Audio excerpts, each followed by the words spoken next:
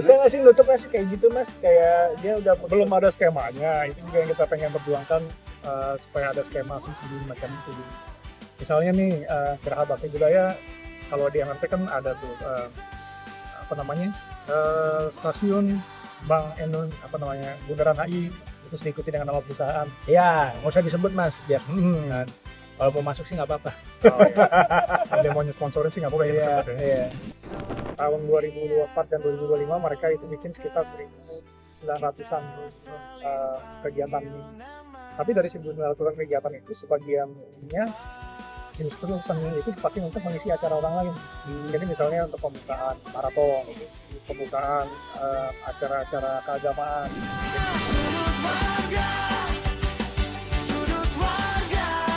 Halo warganet Jakarta, kembali lagi bersama gua Ricardo Tio di Sudut Warga. Kali ini gua kedatangan Mas Aquino Hayunta. Dia komisioner di Dewan Kesenian Kota Jakarta. Bener ya Mas?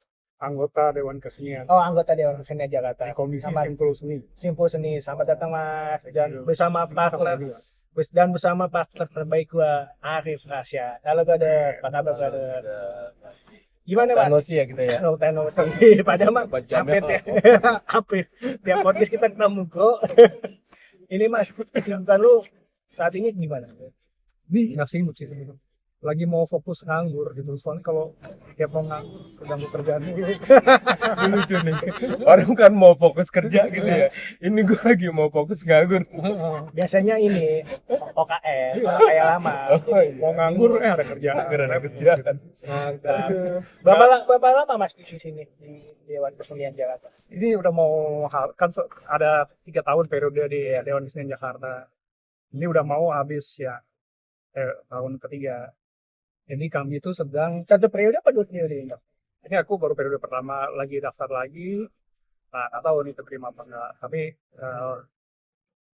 Tapi kita asumsikan aja enggak gitu ya. Tapi kita akan tetap terus menjalankan apa yang sudah kita kerjakan selama di Dewan Kesenian Jakarta. Selama 3 tahun ini apa aja Mas yang udah dikerjakan oleh Mas sampai ini udah kawan-kawan? Kita mendorong gimana seni ini bisa bermanfaat buat warga dan kota.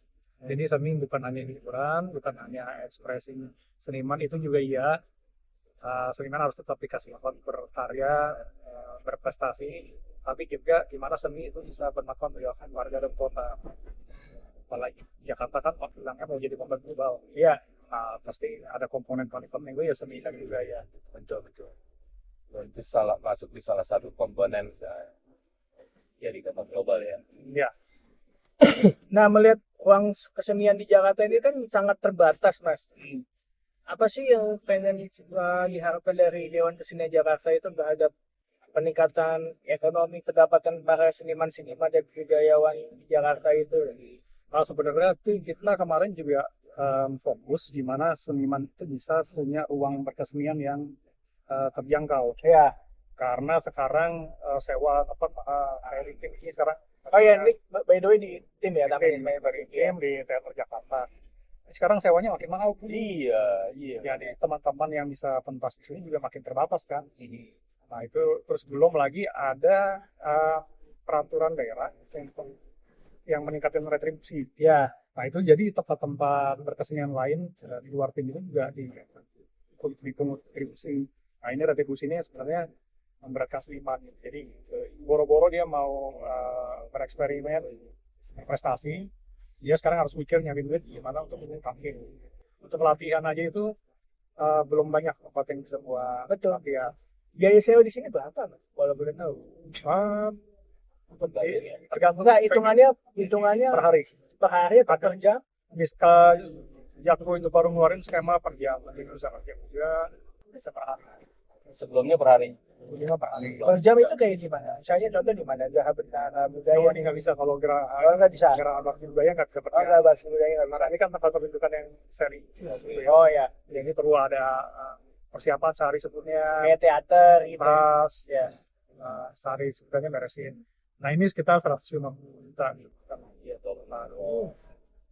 Yes. Di sini ada tempat putar bioskop untuk 5 juta sehari. Itu intinya berjuta-juta lah, gitu, yang itu berat buat seniman. Nah, sebenarnya bukan berarti tidak ada titik temu ya dari pengelola Jakpro sama Pemprov dinas kebudayaan ya. Itu juga kadang-kadang mau bekerja sama dalam arti memberikan tempat gratis kalau memang disetujui acaranya. Ya, sebagian besar itu yang gratis itu lewat kurasinya Dewan Kesenian Jakarta. Oke, jadi kemarin kita Bapak juga ya, tim ini jadi accessible buat seniman supaya lebih mudah dijangkau dan yang penting tidak fokus hanya di tim. Tapi seni itu harus berusaha keluar dari tim. Kalau dulu kan memang seni itu fokus di tim karena zaman Orde Baru mungkin nggak ada banyak ruang untuk berekspresi ya. Jadi mau tim ikutin puasa. Nah kalau sekarang kan udah ada banyak pusat-pusat budaya lain, galeri-galeri, pusat kesenian. Gitu. Jangan tim terus yang kita jangan terfokus di tim lah. Soalnya gini Mas, kenapa aku nanya begini? Karena ini hampir bersatu ada seniman-seniman Betawi. Gimana ya memang cara terus-menerus generasi seniman-seniman Betawi untuk berkreasi kayak sekelas tim gitu. Sedangkan biayanya tuh mahal. Jangankan seniman Betawi yang tidak begitu dikenal Mas. Yang sudah dikenal aja kayak aduh berat nih gue nyawa kesini. Emang nggak ada pihak Pemprov untuk mensubsidikan ke Dewan Kesenian Jakarta atau lewat mana gitu loh. Skema subsidinya belum ada, tapi jadi paling kerjasama gratis, kerjasama peminjaman tempat lewat regulasi Dewan Kesenian Jakarta yang tadi gua bilang. Nah, jadi ke kelompok seni yang mau dapat bantuan visual, dia akan mengajukan proposal ke DKJ, terus nanti DKJ akan mengkurasi. Misalnya pertunjukan tari ya harus dikurasi sama komite tari, pameran lukisan dikurasi sama komite seniman. Nah nanti kalau udah disetujuin, baru kita bilang kita bisa rekomendasi ini. Ya, misalnya kayak Mas Arif ini kan, dia mau pantomim. Wah, berat juga mau manggung di sini. Ya, sedangkan biaya tiket dan untuk apa gitu. Ya kan lu biasa pantomim kan. Gitu ya. kayak Dwi Cahyo kan, Septian Dwi Cahyo kan. Emang iya beneran? Hah? Tentu. Oh yang ini ya, yang pakai cat silver terus hilang. Beda. Lampu merah. Bisa nggak sih nutup Mas kayak gitu Mas? Kayak dia udah Belum ada skemanya, itu juga yang kita pengen perjuangkan supaya ada skema subsidi macam itu. Misalnya nih Geraha Bakti Budaya, kalau di MRT kan ada tuh apa namanya stasiun Bank Bundaran HI, terus diikuti dengan nama perusahaan. ya, nggak usah disebut Mas, biar kan. Kalau mau masuk sih nggak apa-apa. Oh, ya. Kalau dia mau sponsorin sih nggak apa-apa ya. Iya, Ya. iya. Ah, itu kan juga bisa sebenarnya ruang-ruang itu disponsori oleh perusahaan.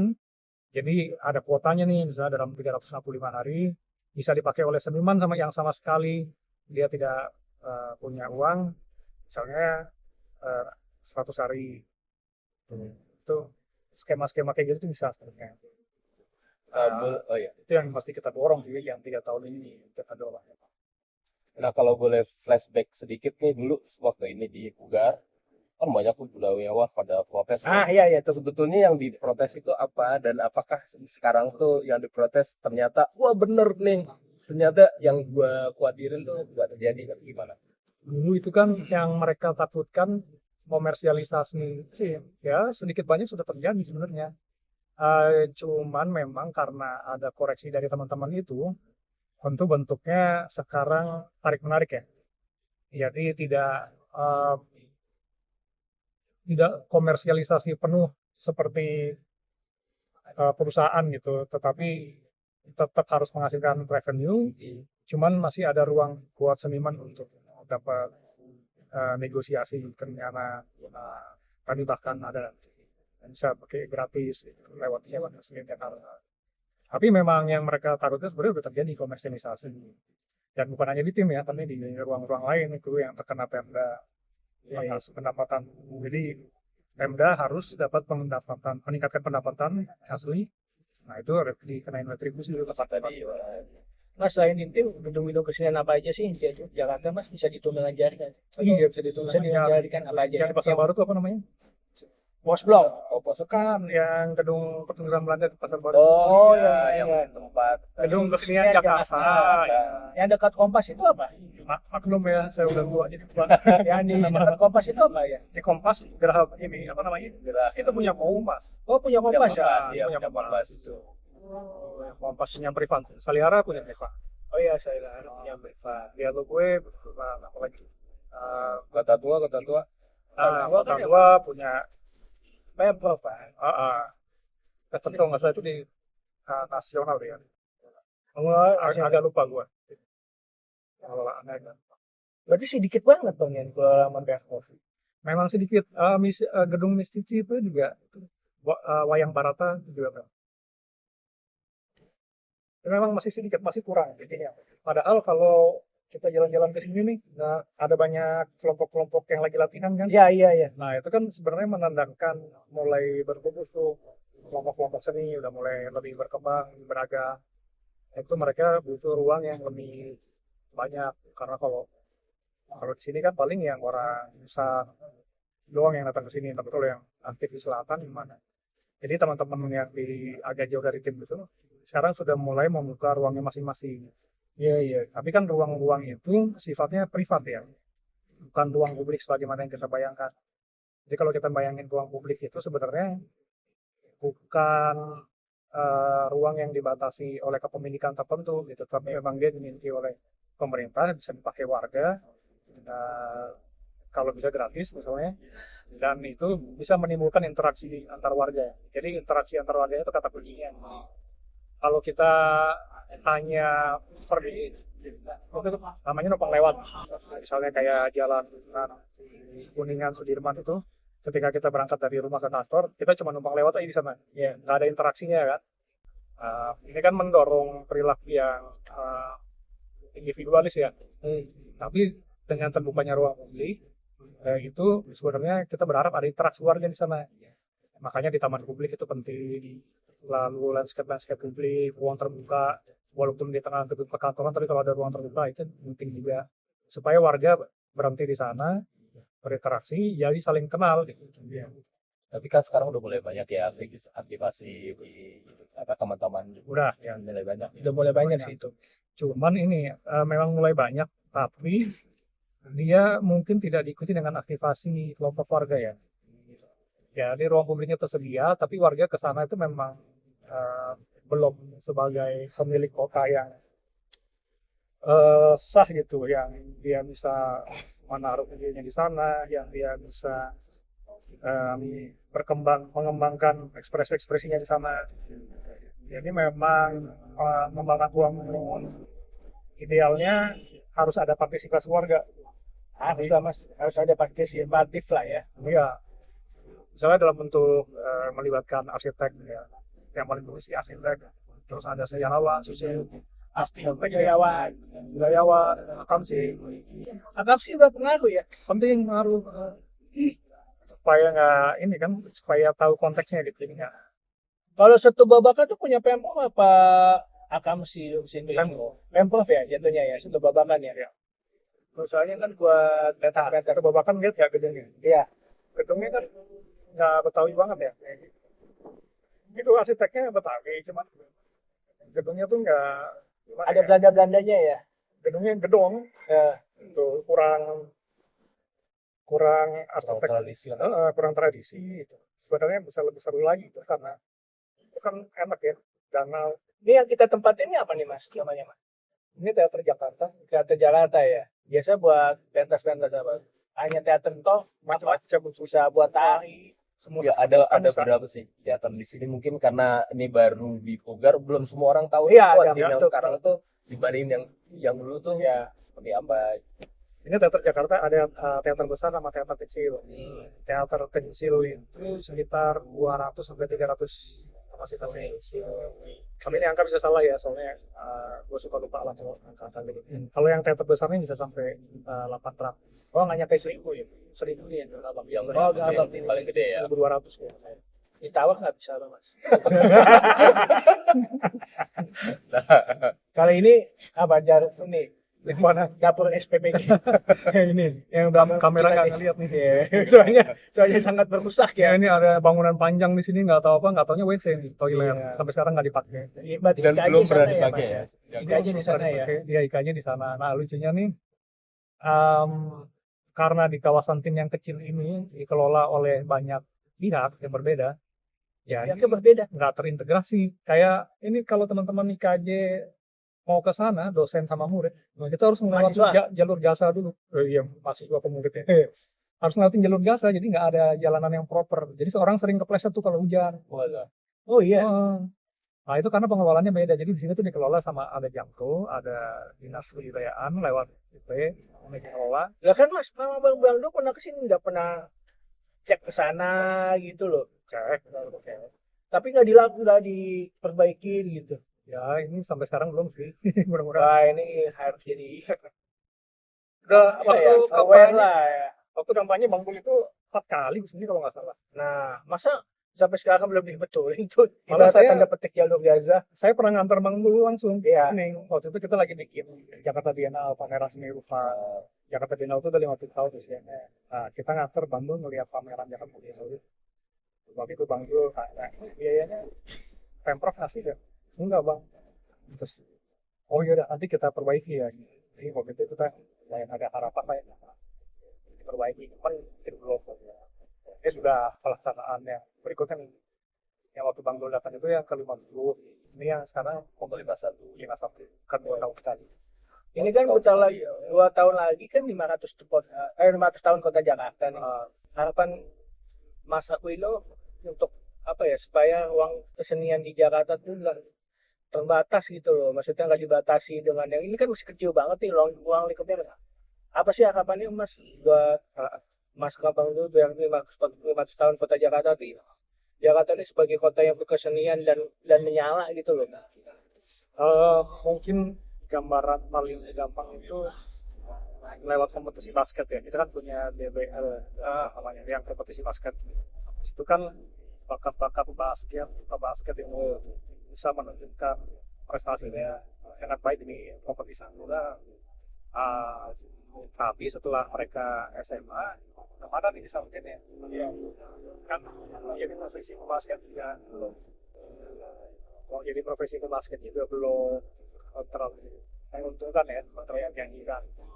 Nah begitu pula dengan seni sebenarnya ada banyak peminat seni sanggar-sanggar kecil gitu. Iya. Individu-individu yang mulai emerging nih dalam kesenian.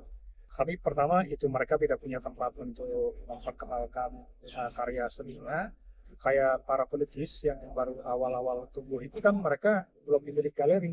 Jadi gimana mereka mau dikenal publik kalau mereka nggak bisa memamerkan karyanya. Nah mereka butuh ruang untuk pameran yang gratis. Terus para penari, adik-adik kita yang mungkin penari-penari cilik itu yang tidak tahu mau nanti kemana. Artinya komunitas-komunitas ini yang perlu dirangkul sama pemerintah, disediakan tempat, dan ditanya kebutuhannya apa. Nah, kebutuhannya itu yang masuk jadi program kerja dinas kebudayaan. Kemarin kami disuruh menganalisa data dari dinas kebudayaan. Tahun 2024 dan 2025 mereka itu bikin sekitar 1.900-an kegiatan ini. Tapi dari 1.900 kegiatan itu sebagiannya justru seni itu dipakai untuk mengisi acara orang lain. Jadi misalnya untuk pembukaan maraton, pembukaan acara-acara keagamaan. Jadi tidak bukan main dish-nya ya. iya, bukan dalam rangka mengembangkan kesenian, Iya, tapi untuk mengisi bisa acara. kayak side list-nya aja. Itu kan sayang ya, jadi anggarannya dinas yang harusnya bisa buat pengembangan kesenian tarik ke mengisi acara, jadi kayak wilayah itu. Nah ini kalau mau Jakarta jadi kota seni, ya ini harus diperhatikan. Jadi duit keluar sekarang dari dulu dengerin. terus duit keluar dari pemerintah itu ya beneran buat pembinaan. Ya. Nah sekarang nih kami di Dewan Kesenian Jakarta di Komisi Seni khususnya lagi mendampingi komunitas-komunitas ini. Kita dampingi mereka, kita data kebutuhan mereka. Lu butuh apa sih buat tumbuh? Oh kita butuh ada sarana nih, kita kan latihan. Ada yang latihan di tanah warga, tanah kosong warga. Di sana mereka bisa menelurkan berbagai macam kelompok teater. Ya. Tapi ternyata tanah warga ini mau dijual sama yang pemiliknya karena butuh duit. Nah, kan idealnya itu bisa diakuisisi sama dinas keamanan. Ya. Nanti kalau udah dikasih ke warga untuk latihan di situ. Ini sayang loh, ini di Galur tuh. Di Galur tuh kan perkampungan padat. Tapi Yang mereka mana tuh Mas? Di Galuh. Galur tuh sih yang di Jakarta Oh, iya iya iya. ke arah Kota Kopi. Di situ kan padat ya, tapi di sana ada sejumlah grup teater yang berkumpul. Terus di Cilincing, soalnya kami ke tokoh komunitas seniman juga pendamping masyarakat. Mereka mendampingi anak-anak sama ibu berkesenian. Jadi kalau di kampung sebelahnya pada jualan narkoba, anak-anaknya di tempat dia berkesenian. Tapi mereka sekali lagi nggak punya pelatih tari misalnya. Padahal kan pelatih tari bisa disediakan oleh dinas kebudayaan sebenarnya. Betul. Jadi daripada membiayai kegiatan mengisi acara lain, lebih baik uangnya itu dipakai untuk ngirim pelatih tari misalnya. Iya iya. Ngirim apa namanya kurator untuk melihat karya mana yang layak dikembangkan lebih lanjut, mana bakat-bakat yang bisa dikirim ke luar negeri. Oh iya. Tuh, jadi kan kemarin sempat ada kritik tuh, rombongan luar negerinya gede gitu ya. Acara apa kemarin? Nah, daripada bawa rombongan besar dari luar negeri, ya mendingan seniman-seniman yang benar-benar berbobot, berbakat gitu yang dikirim ke luar negeri. Nah, itu baru jadi kota global tuh, ada pergaulan antara pegiat dengan penggiat. Itu kan pergaulan antara politikus dengan politikus. Benar benar. Sepakat sepakat. Mas Arief ada tambahan buat Ya mungkin apa nih kira-kira dari katakanlah dari DKJ sendiri tantangan apa ataupun yang diharapkan dari pemerintah baik itu Pemkot atau pemerintah pusat apa nih supaya bisa mengembangkan atau mencapai kira-kira yang dicanangkan atau yang diusahakan lah selama ini apa kira-kira ya. Gini ya, kalau mau mengembangkan seni budaya itu memang harus banyak berinteraksi dengan warga. Jadi dibukalah saluran-saluran komunikasi dengan warga, di situ menerima masukan, di situ menerima data, dan kebijakan harus berbasiskan data sama berbasis masukan. Jadi bukan atas ide personal politikusnya ya, atas pejabatnya. Kan kadang-kadang banyak pejabat tiba-tiba bikin program karena ide dia gitu ya. Ini nggak hanya ngomong Indonesia, di seluruh dunia kecenderungannya gitu. Begitu ya, pejabatnya punya ide, punya ilham, dia bikin. Tapi sebenarnya kan kebijakan yang baik itu adalah kebijakan yang berbasis data, berbasis kebutuhan masyarakat. Nah, channel-channel yang semacam ini yang mungkin harus kita sama Mas Pram dan Bang Yul. Dan sebenarnya kan potensinya ada ya ketika pemilu kemarin banyak partisipasi warga yang pilkada kali. Pilkada tapi ya pilkada tadi ngomongnya pemilu pilkada. Nah ini sebenarnya kalau ada channel-channel warga itu dibuka dan dia bisa jadi semacam saluran inspirasi kami jangan dari situ aja. Sama tata ruang kota Jakarta itu yang perlu dibenahin karena tata ruangnya sekarang ini sebenarnya melahirkan individualis ya guys. Misalnya orang lebih banyak berbenturan kepentingannya di ruang publik, itu akhirnya jadi konflik kan. Yes, berantem di jalan lah. Terus kita menjadi bangsa yang nggak ramah. Itu padahal kalau orang luar datang ke Indonesia yang malah mereka ramah ya. Ramah, yang paling banyak direkam itu kan keramahan orang kita. Tapi kan kalau kita ketemu sesama warga, kita tiba-tiba jadi galak banget kan. Nah itu karena memang ada konflik kepentingan di ruang publik yang sebenarnya itu bisa diatasi dengan mengubah ruang publik ini menjadi ruang pertemuan bersama. Nah itu bisa pakai seni, ya. Misalnya ada karya seni ditaruh di ruang publik. Tapi karya seninya jangan sembarangan juga. Karya seninya tuh beneran yang bisa membuat orang gitu datang ke situ untuk foto, untuk berdebat, untuk membicarakan karya tersebut. Jadi jangan sampai mural ini disuruh, jangan sampai yang disuruh bikin mural itu misalnya petugas-petugas dinas. harus seniman. Hanya supaya dia ada warna-warninya gitu. Jangan itulah. Mulai harus seniman. Seniman juga nggak harus mahal kok. Seniman-seniman emerging, teman-teman dari mahasiswa IKJ bisa diminta. Tapi yang penting ada ide di sana, ada ekspresi dan ada kelihatan bahwa karya ini dibikin dengan permenungan, dengan refleksi, dengan interaksi. bikin patung juga gitu, jangan diserahkan ke pematung yang biasa jual tanaman. Patung Jokowi. Kan gua kalau inget patung itu patung Jokowi jadi. Ya, ya. Nah itu jadi beneran patung yang bagus gitu kan. Berarti patung Jokowi nggak bagus ya? Emang patung Jokowi mana sih? Ada di mana-mana kan di daerah lain tapi nggak di Jakarta sih, Bang. Oh syukurlah bukan. Terus peletakan patung juga penting. Jadi kalau patungnya bagus kayak patung Jenderal Sudirman tapi ditaruh di tengah jalan, ya orang nggak bisa berinteraksi kan sama karya seninya. Nah itu juga penting, ada patung-patung yang diletakkan, karya seni yang diletakkan di tempat warga bisa berinteraksi dengan karya tersebut. Terus mulai membangun ruang. Berarti Mas kalau yang tadi terkait patung Jenderal Sudirman di tengah dipindahkan setuju ya, sepakat ya? Oh iya, kan ada rencana dipindahin ya? Iya. Jadi ya. Iya. Tinggalin aja. Itu dipindahin setuju. Atau kalau nggak patung Ya patung bagus, mendingan itu. bangun patung yang lain aja lah. Itu biarin aja di situ.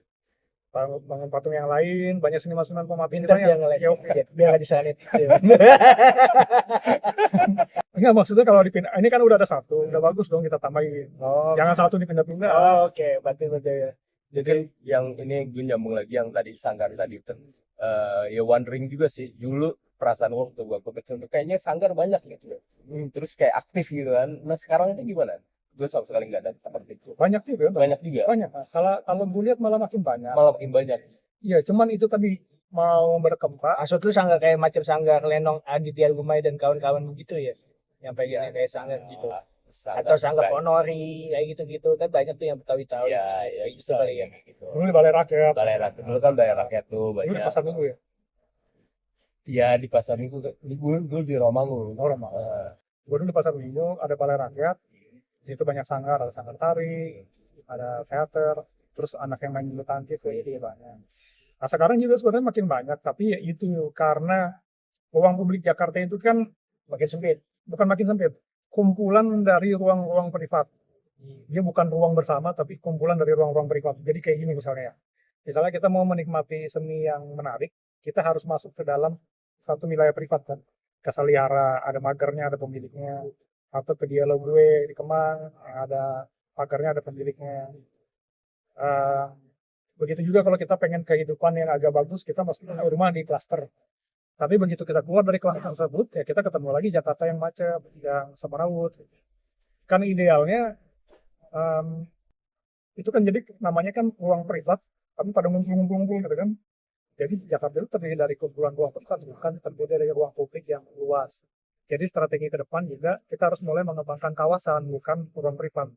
Tata ruang kembali ya. Misalnya Blok M tuh, Blok M itu berpotensi jadi kawasan karena selain banyak banget diminati anak muda, di situ juga banyak sekali ekspresi-ekspresi yang sudah ada di situ, nggak perlu dibusukin, tapi tinggal dikasih insentif, dikasih pengembangan. Misalnya ada pasar buku bekas di sana, ya itu bisa disupport sih dengan misalnya bikin festival buku di sini. Atau misalnya di situ Jepang-Jepangan juga banyak, Korea juga banyak ya. Bikin aja festival internasional kan di situ. Terus tuh juga nyambung kawasan itu dengan Taman Bendera Pusaka nggak jauh, bikin ada Berapa minggu lalu kita di sana ya? ruang nyambung gitu kan, nyambung sama. Jadi sekarang memang harus basisnya kawasan udah nggak bisa mikir ruang privat. Nah kalau udah kawasan itu dibuka, nah baru Jakarta itu bisa jadi kota yang lebih ramah, lebih manusiawi, sama lebih interaktif. Nah, kata kuncinya mewujudkan kota yang aman dan cantik. Ini daging semua ini dari di episode ini. Karena kan kita kali ini sudah membahas tema terkait ruang kebebasan berekspresi di Jakarta kan, keterbatasan. Nah ini jadi contoh harusnya buat Mas Pemprov DKI agar lebih berhati-hati dalam menggunakan anggaran ya untuk kesenian dan kebudayaan biar mengena gitu ke seniman dan budayawan. Nggak seperti MPG. Ya, betul sekali. Dan pendapat Mas Aquino ini perlu didengar oleh pemangku kebijakan karena beliau ini masih sebagai Dewan Kesenian Jakarta ya kan. Sekaligus sebagai warga Jakarta Selatan ya Mas ya. Nah, dan cukup sekian di episode Sudut Keluarga kali ini. Terima kasih Mas Aquino. Oke, terima kasih. Bu Arif, kita tunggu di episode selanjutnya. Kita